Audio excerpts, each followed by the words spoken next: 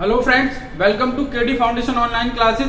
पिछले वीडियोस में हमने चट्टानों का अध्ययन किया। ज्योग्राफी में चट्टानों के 3 प्रकारों को देखा और चट्टानों से जो क्वेश्चन आ सकते हैं वो हमने अच्छे से समझने का प्रयास किया। आज वहां से थोड़ा आगे बढ़ते हैं, उन्हीं चट्टानों से रिलेटेड एक टॉपिक को हम लेते हैं, भूकंप और ज्वालामुखी। ठीक है, तो आज का हमारा टॉपिक रहेगा भूकंप और ज्वालामुखी। और आप निश्चित रूप से जानते हैं कि भूकंप और ज्वालामुखी से अक्सर सवाल बनते हैं आपके। तो आज हम वीडियो की शुरुआत करते हैं इसके साथ, भूकंप के साथ, और फिर ज्वालामुखी को देखेंगे। तो आइए चलिए देखते हैं भूकंप को। ठीक है, भूकंप को क्या बोलते हैं? अर्थक्वेक बोलते हैं। इंग्लिश क्या बोलते हैं? भूकंप को अर्थक्वेक, और ज्वालामुखी को वोल्केनो बोला जाता है। देखिए, भूकंप का मतलब क्या है आप जानते हैं, आप समझ सकिए। ये सबको तोड़िए, संधि विच्छेद करिए। भू धन कंप अर्थात भूमि का कंपन, भूमि में होने वाले कंपन को क्या कहा जाता है? भूकंप।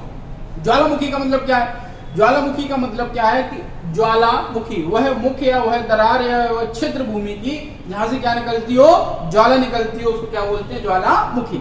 और जो प्रोसीजर होता है इसका, उस क्रिया को बोलते हैं ज्वालामुखी। तो इसकी बात बाद में करेंगे, पहले हम देखते हैं भूकंप को और भूकंप से रिलेटेड कौन कौन से सवाल हो सकते हैं। देखिए, मैंने लिखा हुआ है भूमि या धरातल का कांपना ही क्या कहलाता है? भूकंप। भूमि में होने वाले कंपन अर्थात भूकंप का शाब्दिक अर्थ क्या हुआ? भूमि में होने वाला कंपन। ठीक है, अब ये इससे रिलेटेड कुछ सवाल आते हैं आपके एग्जाम में। कुछ पॉइंट्स हैं जो आपके लिए महत्वपूर्ण है। जैसे पहला पॉइंट क्या लिखा हुआ मैंने? सीस्मोलॉजी। सीस्मोलॉजी क्या है, क्या कहलाता है? सीस्मोलॉजी का मतलब क्या होता है, इसको समझते हैं। सीस्मोलॉजी का मतलब क्या है?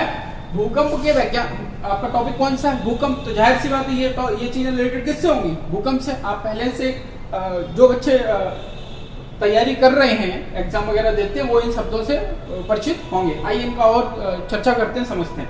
सीस्मोलॉजी। सीस्मोलॉजी का मतलब क्या है? भूकंप का अध्ययन। भूकंप का अध्ययन ही क्या कहलाता है? सीस्मोलॉजी। भूकंप का वैज्ञानिक अध्ययन या भूकंप का अध्ययन जिस शाखा के अंतर्गत करते हैं उसको क्या बोलते हैं? सीस्मोलॉजी। अब देखिए, सीस्मोलॉजी का मतलब क्या है? देखिए, जाहिर सी बात है कि भूकंप आ रहा है तो इसका मतलब क्या है कि पृथ्वी के अंदर धरातल क्रस्ट के अंतर्गत कुछ प्लेटें हैं। उन प्लेटों में क्या होता है? Plate tectonic theory. अभी आप देखेंगे प्लेट टेक्टोनिक थ्योरी, इसको बोलते हैं प्लेट विवर्तनिकी। तो उस क्रिया में क्या होता है? जब प्लेटें आपस में क्रस्ट के अंतर्गत जब प्लेटें आपस में टकराती हैं, रगड़ खाती हैं, तो उसमें तरंगों, शक्तिशाली तरंगें निकलती है, सीस्मिक तरंगें। कौन सी तरंगें निकलती हैं? सीस्मिक तरंगें। ठीक है, जब प्लेटें आपस में रगड़ खाती हैं या टकराती हैं तो कुछ तरंगें वहां से शक्तिशाली ऊर्जावान तरंगें निकलती हैं, सीस्मिक तरंगें। अब इन सीस्मिक तरंगों का अध्ययन ही क्या कहलाएगा? सीस्मोलॉजी।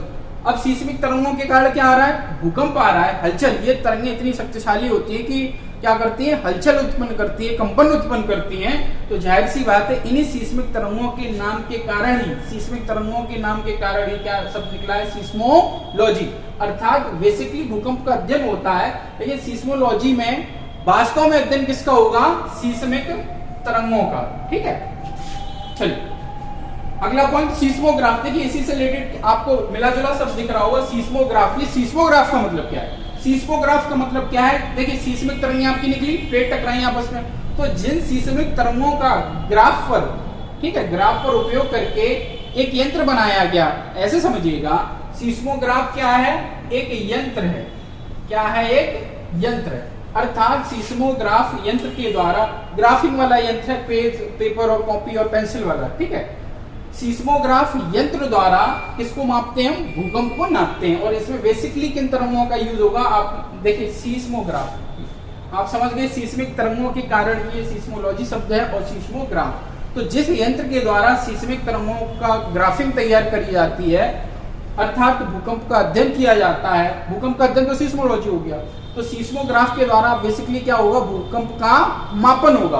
भूकंप को एक लाइन में आप समझ सकते हैं कि भूकंप को मापने वाला यंत्र क्या कहलाएगा? सीस्मोग्राफ। और इस यंत्र में किन तरंगों का ग्राफिंग होगी, किन तरंगों का मापन होगा? तो सीस्मिक तरंगों का मापन होगा। ठीक है, इसमें ऐसे समझिएगा, एक चार्ट टाइप का होता है, कागज नुमा, उसमें एक पेंसिल और बोल्ट लगी होती है। जब भूकंप आता है तो उसमें वो पेंसिल के द्वारा क्या होती है, ग्राफिंग होती है, उसका रेंज मापी जाती है कि भूकंप की तीव्रता कितनी है, क्या है। ठीक है, तो कुल मिला के आप दो शब्दों से परिचित हुए, सिस्मोलॉजी और सिस्मोग्राफ। ठीक है, अगले पॉइंट पे आते हैं, मर्केली स्केल। मर्केली स्केल क्या है? एक पैमाना है। देखिए भूकंप से रिलेटेड चारों पॉइंट है। मर्केली नामक एक वैज्ञानिक ने, भूवैज्ञानिक ने एक पैमाना बनाया है, एक स्केल बनाया 1902 में। कब बनाया? 1902 में। 1902 में भूकंप के मापन के लिए एक पैमाना बनाया। ये देखिए एक यंत्र है ग्राफिंग वाला, इसमें ग्राफ के द्वारा अध्ययन किया जाता है और इससे और आगे बढ़ के और जैसे जैसे विकास होता है सभ्यता का, साइंस का जैसे विकास हुआ तो चीजें और आगे दिखने को बढ़ी। तो एक और आधुनिक पैमाना बना, कौन सा? 1902 में मर्केली स्केल। इस मर्केली नामक व्यक्ति ने ये पैमाना बनाया और उसमें 1 से लेकर कितने अंक थे? 12 अंक। इस पैमाने में कितने अंकों का प्रयोग किया गया? 1 से लेके 12 तक अंकों का प्रयोग किया गया और देखा गया कि जब भूकंप आया तो उसका मापन इस पैमाने के द्वारा किया गया। और ये 1 से लेके मान लीजिए एक पॉइंट पर ये पैमाना दिखाता है तरंगों के बारे में, तो इसका मतलब क्या है? 1 2 3 ऐसे कहां तक काउंटिंग होगी? 12 तक। ठीक है, तो जितना अधिक नंबर काउंट होगा उसका मतलब क्या है? उतना ही अधिक तीव्रता का भूकंप होगा। अगला पैमाना देखते हैं, सबसे महत्वपूर्ण रिक्टर पैमाना। कौन सा पैमाना? रिक्टर पैमाना। आधुनिक काल में या वर्तमान समय में सर्वाधिक यूज किस पैमाने का होता है? रिक्टर स्केल का। फ्रांसिस रिक्टर 1935 में, ये पैमाना कब बना? 1935 में फ्रांसिस रिक्टर, फ्रांसीसी एक वैज्ञानिक ने बनाया। फ्रांसिस रिक्टर नामक व्यक्ति ने पैमाना बनाया और इसमें काउंटिंग कितनी है? इसमें नंबरों का क्रम कितना है? 1 से लेके 9 तक, अर्थात 1 से लेके 9 तक की भूकंप तीव्रता को मापने वाला यंत्र। अब बेसिकली समझ सकते हैं कि दोनों क्या है? भूकंप की क्या मापते हैं? तीव्रता। भूकंप तीव्रता, भूकंप की तीव्रता वाले दो आधुनिक पैमाने हो गए आपके, मर्केली स्केल और रिक्टर पैमाना। वर्तमान में सर्वाधिक प्रयोग किस पैमाने का होता है? रिक्टर स्केल का होता है, जिसमें मान लीजिए 1 अंक यदि दर्शाता है ये पैमाना तरंगों को मापता है, भूकंपीय तरंगों को, और 2 मापता है, 3 मापता है। तो आप ऐसे समझिए, मान लीजिए 1 का है, एक इसके 1 पॉइंट आता है, तो इसका मतलब क्या है कि जो भूकंप आया है वो कम शक्तिशाली है। 2 पे आया, इसका मतलब क्या है कि जो भूकंप 1 पे आया तो उससे 10 गुना शक्तिशाली। अर्थात जैसे जैसे काउंटिंग बढ़ती है पैमाने में 1 से लेकर 9 तक, ऐसे भूकंप की तीव्रता को अधिक मापा जाता है। तो आपने 4 पॉइंटों को देखा, इनसे सवाल अक्सर आते हैं। ठीक है, अब तक हमने भूकंप के जो पैमाने हैं वो देखे कि पैमानों से कौन कौन से सवाल आ सकते हैं। आपका रिक्टर पैमाना, मर्केली स्केल, सिस्मोग्राफ। ठीक है, अब हम देखते हैं कि वास्तव में भूकंप आने का कारण क्या होता है। तो देखिए एक थ्योरी है प्लेट विवर्तन की। ठीक है, इसमें आप देखिएगा जो आपकी क्रस्ट है, मैंने आपको क्रस्ट पढ़ाई है, इसलिए मैं कहता हूं कि पिछले वीडियो जरूर देखें, तब मैटर आप बढ़िया से कनेक्ट कर पाएंगे। ऐसा नहीं कि पिछले वीडियो नहीं देखेंगे तो समझ में नहीं आएगा, आज मैटर समझ में आएगा, लेकिन यदि आप पिछले वीडियोस कंटिन्यू देख रहे होंगे तो आपको ज्यादा अच्छी तरीके से मैटर को कनेक्ट कर पाएंगे। तो देखिएगा आपकी जो क्रस्ट मैंने आपको पढ़ाई थी आंतरिक संरचना में पृथ्वी में, तो क्रस्ट वास्तव में क्रस्ट के नीचे क्या है? कुछ प्लेटें हैं। इन प्लेटों के अध्ययन को ही क्या बोलते हैं? प्लेट विवर्तन की। इन प्लेटें आपस में क्या खाती हैं? रगड़ खाती हैं। या तो प्लेटें आपस में टकराएंगी या प्लेटें आपस में दूर जाएंगी। तो इनके अध्ययन को ही क्या बोलते हैं? प्लेट विवर्तनिकी। ठीक है, अब इन्हीं प्लेट विवर्तनिकी या प्लेट विवर्तन के कारण प्लेटों के आपस में रगड़ या उनकी दूरी के कारण कुछ तरंगें उत्पन्न होती हैं, जिनके कारण क्या भूकंप देखने को मिलता है। तो हम देखते हैं कि जो क्रस्ट के अंतर्गत जो नीचे प्लेटें हैं वो 3 टाइप की हो सकती हैं। अर्थात देखिए लिखा हुआ है प्लेट का किनारा, तो वास्तव में जहां ये प्लेट विवर्तनिकी में जो प्लेट के किनारे होंगे, देखिए एक प्लेट आपकी ये हो गई, उदाहरण के तौर पे आप देखेंगे एक प्लेट आपकी ये हुई। तो इस प्रकार ऐसी आप 3 ही प्लेटें होती हैं, अर्थात 3 प्लेटों के किनारे देखने को मिलते हैं, जहां से यदि उनमें कोई क्रिया होती है आपस में प्लेटों के बीच में, तो कुछ आपको परिणाम देखने को मिलते हैं। तो हम देखेंगे पहला जो प्लेट का किनारा है वो कौन सा हमने पढ़ा?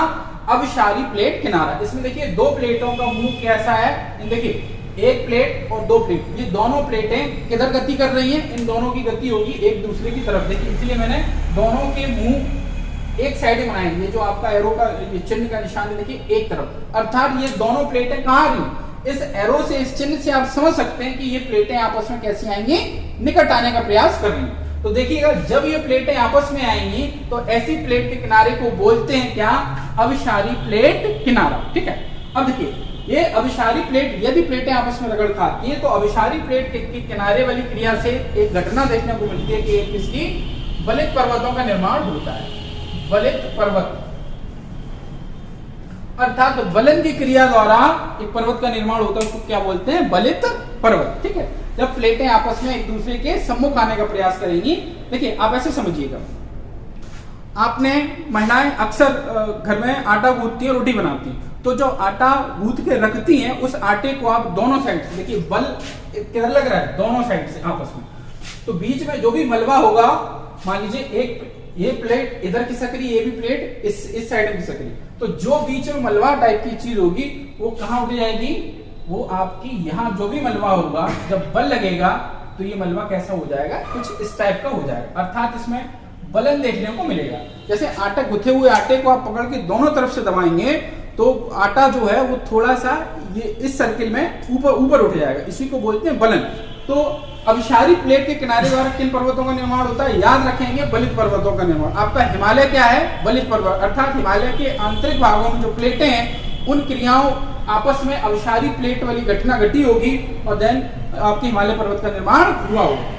अगला टाइप देखते हैं हम प्लेट के किनारे से या प्लेट विवर्तनी के अंतर्गत अपसारी प्लेट किनारा। इसमें देखिए प्लेटें दूर जा रही हैं, एक मान लीजिए दो प्लेटें आपस में चिपकी हुई हैं ये, और ये प्लेटें एक दूसरे से क्या जा रही हैं? विपरीत दिशा में जा रही है। ये सम्मुख दिशा आपको दिख रही थी, इनकी दिशा कैसी दिख रही है आपको? विपरीत दिशा दिख रही है। तो इस विपरीत दिशा में जब अलग अलग दोनों, ये प्लेट दूसरी दिशा में, ये प्लेट दूसरी दिशा में, तो इस टाइप को बोलते हैं आप अपसारी प्लेट किनारा। और इस यदि ये अपसारी प्लेट में यदि क्रिया होती है आपस में तो आपको एक घटना देखने को मिलती है, क्या? मैग्मा या लावा क्या निकलता है? बाहर निकलता है। मैग्मा या लावा बाहर निकलता है और देन आपको क्या देखने को मिलता है? ज्वालामुखी। ज्वालामुखी आपको देखने को मिलता है। ठीक है, जब प्लेटें एक दूसरे के विपरीत जाएंगी तो मान लीजिए बीच में जो मलबा है ये कहाँ जाएगा? मान लीजिए ये दोनों प्लेटें आपस में चिपकी थी और ये दोनों प्लेटें कहाँ जा रही है? एक दूसरे से दूर जा रही है, तो बीच का जो मलबा है ये क्या हो जाएगा? ये बाहर निकलने का क्या करेगा? प्रयास। तो इसी को क्या बोलेंगे? जहां से ये बाहर निकल जाएगा उसको ज्वालामुखी बोलेंगे। अब आप तीसरा टाइप देखते हैं जिसको बोलते हैं समांतर या रूपांतर प्लेट किनारा। अब देखिएगा, ये समांतर प्लेट मतलब एक दूसरे के क्या है? समांतर है, लेकिन दिशा में किस दिशा मूव करेंगी? अपोजिट दिशा मूव करेंगी। एक ही बात है, या करके मैंने लिखा हुआ है, एक प्लेट आपकी ये हो गई, एक प्लेट ये हो गई, दोनों कैसी प्लेटें होंगी? समांतर या रूपांतर प्लेट किनारा इसको बोलेंगे। तो मान लीजिए इन दोनों प्लेटों के मुख किस साइड में है? दूसरी साइड में, अर्थात ये प्लेट यदि इधर मूव करेगी तो ये प्लेट इधर मूव करेगी, अर्थात आपस में क्या खाएगी? रगड़। ऐसे इसको देखिएगा, ये भी समांतर वाली कंडीशन है। ये प्लेट दूसरी दिशा में जा रही है, ये प्लेट अलग दिशा में जा रही है, अर्थात एक दूसरे क्या जा रही है? विपरीत। और जब इन प्लेटों में आपस में रगड़ ये प्लेटें खाएंगी तो आपको देखने को मिलता है शीश में तरंगें उत्पन्न होंगी और इसके इस समांतर या रूपांतर प्लेट के किनारे द्वारा जो घटना देखने को मिलेगी वो कौन सा होगा? आपका भूकंप। अर्थात भूकंप के लिए कौन सी प्लेट आवश्यक है? समांतर या रूपांतर प्लेट का किनारा होना आवश्यक है। ये प्लेटें जब आपस में रगड़ खाती हैं तो कुछ शक्तिशाली तरंगें उत्पन्न होंगी और ये तरंगें पृथ्वी के बाहर निकलने का प्रयास करेंगी और देन आपको पृथ्वी के अंदर हलचल होगी और आपको या कंपन होगा तो आपको भूकंप देखने को मिलता है।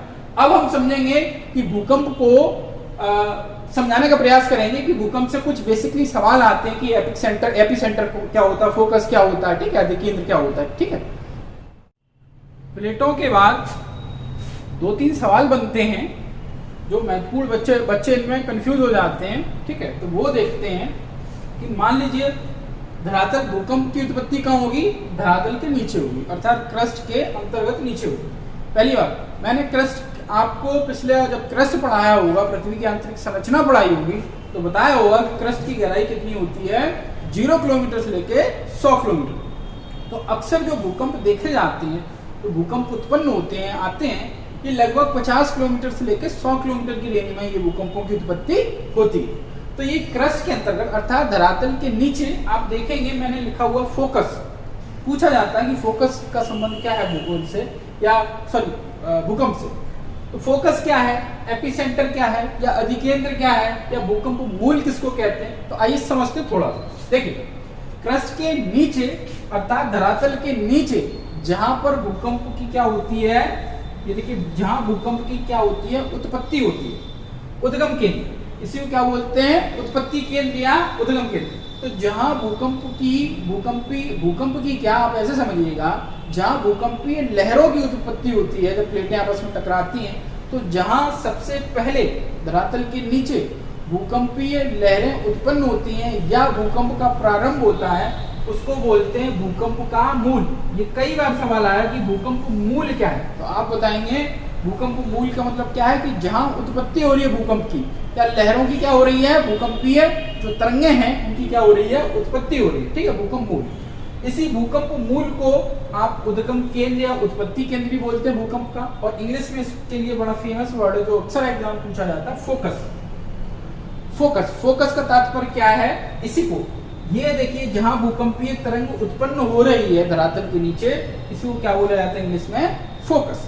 अब देखिए ये भूकंपीय तरंग यदि उत्पन्न हुई है तो ये मूव करेगी, और ये मूव कहां करेगी, लंबवत। ये भूकंपीय तरंग क्रस्ट में नीचे जहां उत्पत्ति हो रही है भूकंपीय तरंगों की, तो ये लंबवत मूव करेगी। और धरातल पर आप देखिएगा, ये कहां है, धरातल है, बनाने का प्रयास किया है। ये मान लीजिए धरातल पर जहां, फिर से सुनिएगा, धरातल पर जहां सबसे पहले भूकंप का अनुभव होता है, क्या देखिए ये यहाँ क्या हुआ था, प्रारंभ, यहाँ क्या हो रहा है, फोकस पर भूकंप का प्रारंभ। और एपिसेंटर, धरातल पर जहां धरातल के जिस बिंदु पर भूकंप का सबसे पहले अनुभव किया जाता है या भूकंप का पता चलता है, अनुभव या पता, ठीक है, ये प्रारंभ हो रहा है। भूकंप का जहां पर सबसे पहले अनुभव होगा या जहां पता लगेगा कि भूकंप आया है, उस केंद्र को बोलते हैं एपी सेंटर, और हिंदी में क्या बोलते हैं इसको, अधिकेंद्र। दोनों ही बातें महत्वपूर्ण है, दोनों से सवाल बनते हैं कि अधिकेंद्र क्या है। आप देखेंगे भूकंप का यहाँ क्या होगा, भूकंप का सबसे पहले अनुभव, सबसे, अब मान लीजिए क्रस्ट में नीचे आया है तो अनुभव थोड़ी होगा, वो उत्पत्ति हो रही है। जब उस उत्पत्ति का प्रभाव, जब मान लीजिए यहाँ पर क्या हो रहा है, इसका, इन भूकंपीय तरंगों का प्रभाव देखने को मिल रहा है, तो जिस केंद्र पर, और ये हमेशा देखिए एक सवाल और है कि एपिसेंटर और फोकस या अधिकेंद्र या भूकंप मूल हमेशा कैसे होंगे, लंबवत होंगे, ठीक है। ऐसा नहीं होगा कि फोकस यहाँ है तो भूकंप मूल यहाँ हो जाएगा। अब देखिए तरंगों का प्रभाव तो काफी एरिया में होगा, मैंने आपको पिछले वीडियोस में बताया भी होगा, 3 प्रकार की तरंगें, पी, एस, एल, 3 आपको भूकंपीय तरंगें पढ़ाई थी, एक पी वेव्स, एस वेव्स और एल वेव्स, ठीक है। तो लेकिन जिस बिंदु पर अनुभव होगा, क्या होगा, भूकंप का सबसे पहले अनुभव या पता चलेगा, उसको क्या बोलते हैं, अधिकेंद्र बोलते हैं, इंग्लिश में क्या बोलते हैं, एपी सेंटर। इस बात को याद रखिएगा, एपी सेंटर, ठीक है। ये आपके 2-3 सवाल यहां से बन सकते हैं। एक तो लंबवत होगा, और जहां फोकस पर क्या होगा, उत्पत्ति होगी भूकंप की, एपी सेंटर पर क्या होगा, उसका प्रभाव देखने को मिलेगा, उसका अनुभव होगा, उसका पता चलेगा। और देखिए मैंने आपको 3 टाइप की वो बताई थी, क्या बताई थी, एक पी वेव्स बताई थी आपको, भूकंपीय तरंग, एक एस वेव्स बताई थी, और एक कौन सी वेव्स बताई थी, एल वेव्स। तो मैंने आपको क्या बताया था कि सबसे ज्यादा गति किसकी होगी, किस भूकंपीय तरंग की होगी। इन आप ऐसे समझिए, भूकंपीय तरंगों को 3 भागों में बांटा गया, एक पी वेव्स, एस वेव्स और एल वेव्स। तो सबसे ज्यादा गति किसकी होगी, पी वेव्स की सबसे ज्यादा गति होगी। चाल सबसे ज्यादा गति किसकी होगी, एस का, एस की, सॉरी पी की, पी के बाद गति सबसे ज्यादा होगी एस की, और एस के बाद सबसे कम गति किसकी होगी, एल की, ठीक है। अर्थात चूंकि सबसे पहले गति पी वेव्स की सर्वाधिक गतिवान तरंगे हैं, तो सबसे पहले भूकंप आएगा तो किन तरंगों का अनुभव होगा, बताइए। तो सबसे पहले अनुभव पी तरंगों का होगा, और सबसे बाद में अनुभव किन तरंगों का, एल तरंगों का। आप कमेंट बॉक्स में, जो बच्चे लगातार वीडियोस देख रहे हैं, जिन्होंने पिछला वीडियोस देखा होगा, ये जब मैंने 3 प्रकार की तरंगें बताई थी, आयाम वगैरह बताया था, तो आप कमेंट बॉक्स में बताएंगे कि इनमें सर्वाधिक विनाशकारी तरंग कौन सी होगी, या इन 3 तरंगों के माध्यम से जब भूकंप देखने को मिलेगा तो सबसे ज्यादा विनाशक तरंग इन तीनों में से कौन सी, आप कमेंट बॉक्स में उत्तर दें, ठीक है।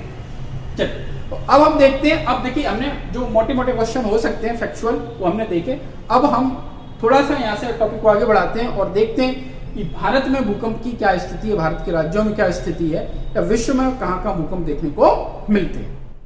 चलिए, अब हम भूकंप से रिलेटेड कुछ महत्वपूर्ण बिंदु देखते हैं, कुछ इंपॉर्टेंट फैक्ट देखते हैं जहां से क्वेश्चन और आते हैं। इंपॉर्टेंट फैक्ट देखते हैं, जैसे सवाल आता है आपका कि किस महासागर को रिंग ऑफ फायर कहा जाता है या अग्निवलय कहा जाता है। तो आप बताएंगे, जैसे देखिए लाइन देखिए मैंने कि समस्त विश्व के 68% भूकंप, पूरे दुनिया में जो 68% भूकंप आते हैं, समस्त विश्व के 68% भूकंप प्रशांत महासागर के तटीय भागों में आते हैं। ठीक है, प्रशांत महासागर का जो तटीय क्षेत्र है, यहाँ आपके दुनिया के विश्व में आने वाले सर्वाधिक भूकंप आने की पॉसिबिलिटी कहाँ है? प्रशांत महासागर। वर्ल्ड में जितने भूकंप आते हैं उनका 68% प्रशांत महासागर के आसपास के क्षेत्रों में देखने को मिलता है। इसीलिए प्रशांत महासागर के क्षेत्र को अग्निवलय क्या कहते हैं? अग्निवलय। अर्थात आप ऐसे समझिएगा कि चूंकि इस क्षेत्र में प्रशांत महासागर के तटीय भागों में भूकंप आने की पॉसिबिलिटी ज्यादा होती है, इसलिए इस क्षेत्र को रिंग ऑफ फायर, गोला टाइप का रिंग ऑफ फायर या अग्निवलय कहते हैं। कुछ ऐसी संरचना बन जाती है कि मान लीजिए सपोज करिए कि आपका देखिएगा कि आपका जो प्रशांत महासागर है वो काफी सब आपको पता है दुनिया का सबसे बड़ा महासागर कौन सा है? प्रशांत महासागर। नहीं पता है तो आने वाले आपके जो महासागर वाले टॉपिक में आपको बताया जाएगा कि पूरे पृथ्वी के कुल क्षेत्रफल का 1/3% भूभाग कवर करता है आपका कौन सा? प्रशांत महासागर सबसे बड़ा। आपके सारे महाद्वीप मिलके आपका स्तरीय भाग कवर करते हैं लगभग 30%। ठीक है, लेकिन उन सब में मतलब आपके सारे महाद्वीपों के जो कुल क्षेत्रफल है उससे अधिक क्षेत्रफल कवर करता है आपका प्रशांत महासागर।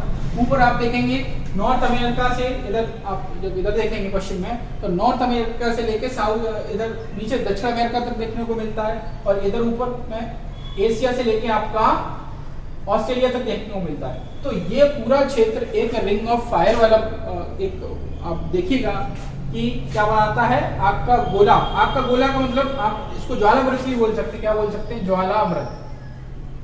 क्योंकि यहाँ भूकंप और ज्वालामुखी आने के पॉसिबिलिटी ज्यादा होती है, इसलिए जैसे आपने एक सवाल अक्सर पढ़ा होगा कि दुनिया में सर्वाधिक भूकंप किस देश में आते हैं, तो याद रखिएगा जापान। और जापान आपको पता है कहाँ है? एशिया का देश है। ठीक है, तो कुल मिला के आपको याद रखना है रिंग ऑफ फायर का संबंध किससे है? प्रशांत महासागर से है। ठीक है, चलिए अगला पॉइंट देखते हैं। ये थोड़ा हमने विश्व में देख लिया कि विश्व में सर्वाधिक भूकंप आने की पॉसिबिलिटी कहाँ आती है। ठीक है, तो आप याद रखेंगे वहां पर आती है प्रशांत महासागर के जो तटीय क्षेत्र है वहां पर, और खास तौर पे आप जापान में याद रखेंगे। ठीक है, अगला पॉइंट देखते हैं। भारत के संदर्भ में थोड़ा सा देखते हैं कि भारत में भूकंप किस क्षेत्र में सर्वाधिक आते हैं और कौन सा भारत का ऐसा क्षेत्र है जहां भूकंप आने की संभावना सबसे कम है। देखिएगा भारत में कश्मीर से लेकर कहां तक? अरुणाचल तक। भारत में कश्मीर से लेकर कहां तक? अरुणाचल तक फैला कौन सा क्षेत्र? हिमालय क्षेत्र सर्वाधिक भूकंप प्रभावित क्षेत्र है। अर्थात अभी आपको मैंने थोड़ी देर पहले बताया था कि हिमालय पर्वत कैसा है? एक बलित पर्वत है, अर्थात बलन क्रिया द्वारा निर्मित पर्वत है। और हिमालय का जो क्षेत्र है, इसके नीचे जो प्लेटें हैं वो क्या कर रही हैं? आपस में मूव कर रही हैं।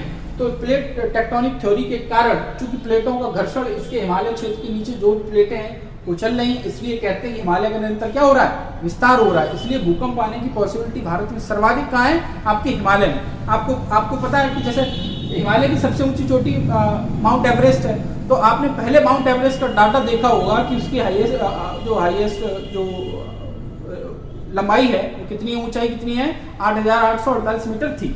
नए डाटा के हिसाब से हम नई जो एनसीईआरटी की बुक्स है उसमें 8,850 मीटर देखने को मिलती है। इसका मतलब क्या है कि पहले 8,848 थी, अब कितनी हो गई? 8,850 मीटर। इसका मतलब क्या है कि हिमालय निरंतर क्या कर रहा है? विकास कर रहा है, वृद्धि कर रहा है। अब ये वृद्धि हो रही है तो जाहिर सी बात है आंतरिक संरचना में क्या हो रहा है? प्लेटें आपस में टकरा रही हैं। इसलिए भारत में सर्वाधिक भूकंप आने की पॉसिबिलिटी यदि कहीं है तो आपके किस क्षेत्र में? हिमालय के क्षेत्र।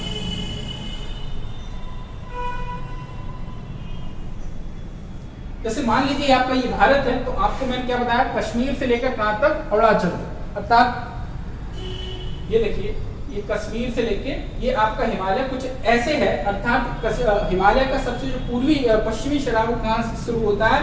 कश्मीर से शुरू होता है। और सबसे जो पूर्वी सिरा है हिमालय का विस्तार पूर्व में कहां तक है? आपके अरुणाचल तक है। तो ये वाली जो पट्टी है ये सर्वाधिक भारत में भूकंप प्रभावित क्षेत्र है या भूकंप आने की सर्वाधिक प्रबल संभावना कहां देखने को मिलती है? आपकी इस हिमालय वाली पट्टी में। एक और सवाल आता है कि भारत में भूगर्भ की दृष्टि से या भूकंप की दृष्टि से सबसे कम भूकंप आने की संभावना कहां पर है? तो आप याद रखेंगे आपका ये जो प्रायद्वीपीय भारत है, आपका ये जो प्रायद्वीपीय भारत है, तीन तरफ जल से घिरा हुआ, या आपका जो दक्षिण भारत है, यहाँ भूकंप आने की सबसे कम संभावना रहती है। आपके हिमालय के आसपास के जो भी क्षेत्र होंगे, आपने नॉर्थ ईस्ट में बड़े भूकंप आते हैं, ठीक है, कश्मीर में भी भूकंप देखते हैं, उत्तराखंड में अक्सर भूस्खलन जैसी घटनाएं घटती हैं, ठीक है। लेकिन आपका ये जो प्रायद्वीपीय भारत है, ये पहली बात तो कैसा बड़ा कठोर चट्टानों से निर्मित है, पहली बात क्या है, बड़ा कठोर चट्टानों से बड़ा शांत है, यहाँ भूकंप आने की सबसे कम संभावना रहती है। तो आपके ये भारत से रिलेटेड आपके कुछ सवाल है। एक सवाल जैसे अक्सर आता है कि भूकंप आने से पहले वायुमंडल में किस गैस की मात्रा की वृद्धि होती है? तो आप बताएंगे कि जब भी भूकंप जैसी कंडीशन होती है, भूकंप आने से पहले वायुमंडल में गैस होती है रेडॉन गैस, तो रेडॉन गैस की मात्रा में वृद्धि देखने को मिलती है। ये कुछ अनुमान लगाए जाते हैं। अगला पॉइंट देखेंगे, समान भूकंपीय तीव्रता वाले स्थानों को मिलाने वाली रेखा क्या कहलाती है? होमोसिस्मल। अर्थात आप देखेंगे होमोसिस्मल एक प्रकार की रेखा है। कैसी रेखा है? समान भूकंपीय तीव्रता वाले स्थानों को मिलाने वाली रेखा क्या कहलाती है? होमोसिस्मल। अभी आप सिस्मोग्राफ पढ़ चुके हैं, सिस्मोलॉजी पढ़ चुके हैं, वही सिस्मिक तरंगों के कारण जहां जिन क्षेत्रों में एक समान भूकंप की तीव्रता वाले भूकंप आते हैं या महसूस किए जाते हैं, उनको मिलाने वाली रेखा क्या कहलाती है? होमोसिस्मल। लास्ट पॉइंट देखते हैं, अंतरसागरीय भूकंपों के कारण उत्पन्न समुद्री लहरों को क्या कहा जाता है? सुनामी कहते हैं। कैसे सुनिएगा, अंतरसागरीय का मतलब देखिए, भूकंप आपका जो आता है, ये भूकंप ऐसा नहीं है कि किसी स्थलीय भाग के नीचे जो प्लेट है वो मूव कर सके। किसी जलीय सागर के, किसी जलीय भूभाग के नीचे भी प्लेटों के मूवमेंट के कारण भूकंप आएगा। तो जाहिर सी बात है, जब सागर के नीचे से भूकंप की उत्पत्ति होगी तो क्या होगा? सागर का जल मूव करेगा, सागर में उथल पुथल होगी, या सागर की लहरें बड़ी तीव्र गति से किसी क्षेत्र विशेष की ओर मूव करेंगी, और जब स्थल की ओर आएगा तो आप स्थल को आप देखेंगे उलट पुलट होगा स्थलीय क्षेत्र में। तो ये पॉइंट क्या कह रहा है कि अंतरसागरीय मतलब सागर के आंतरिक भागों में भूकंप के कारण उत्पत्ति होती है। तो जो समुद्री लहरें उत्पन्न होती, मान लीजिए किसी सागर के नीचे भूकंप की उत्पत्ति हुई, तो भूकंप का अनुभव कहाँ हुआ? सागर के ऊपर क्षेत्र में। तो अब यदि भूकंप आएगा, अर्थात आपको भूकंप पता है, भूमि का कंपन, तो कंपन होगा बड़े पैमाने पर, तो लहरें बड़ी तेज गति से मूव करेंगी। अब मान लीजिए वो लहरें मान लीजिए ये कोई जलीय क्षेत्र है और यहाँ पर सुनामी मूव कर रही है, यहाँ सुनामी उठी, या सुनामी का मतलब देखिए, भूकंपीय लहरों को, समुद्री लहरों को, जो भूकंपीय समुद्री लहरें अंतरसागरीय, उनको क्या कहा जाता है? सुनामी। तो मान लीजिए ये लहरें उत्पन्न हुई, और मान लीजिए यहाँ कोई स्थल है, यहाँ कोई स्थल खंड है, यहाँ कोई स्थल है, तो जाहिर सी बात है यहाँ कोई मानव आबादी हो सकती है, कोई सभ्यता हो सकती है, तो ये लहरें यहाँ क्या करेंगी? जाके स्थल खंड में विनाश की प्रक्रिया चालू करेगी। इसलिए आपने देखा होगा कि सुनामी जब आई थी, तो सुनामी से सर्वाधिक प्रभावित देश कौन सा हुआ था? जापान। पहली बात याद रखेंगे, सुनामी शब्द ही जापानी भाषा का शब्द है। सुनामी किस भाषा का शब्द है? जापानी भाषा का शब्द है। सुनामी आपका किस भाषा का शब्द है? जापानी भाषा का सुनामी शब्द है, ठीक है। तो इस प्रकार हमने कुछ महत्वपूर्ण पॉइंटों को देखने की कोशिश करी। अब यहाँ से आपके बहुत सारे महत्वपूर्ण पॉइंट बनते हैं, इसको प्लीज आप नोट डाउन करना चाहें तो इसको नोट डाउन करें, इसका स्क्रीनशॉट लेना चाहें तो उसको स्क्रीनशॉट लें, जैसे भी आप इन पॉइंटों को मिस नहीं कर सकते, ठीक है। आज के इस वीडियो में हमने भूकंप को अच्छे से समझने का प्रयास किया।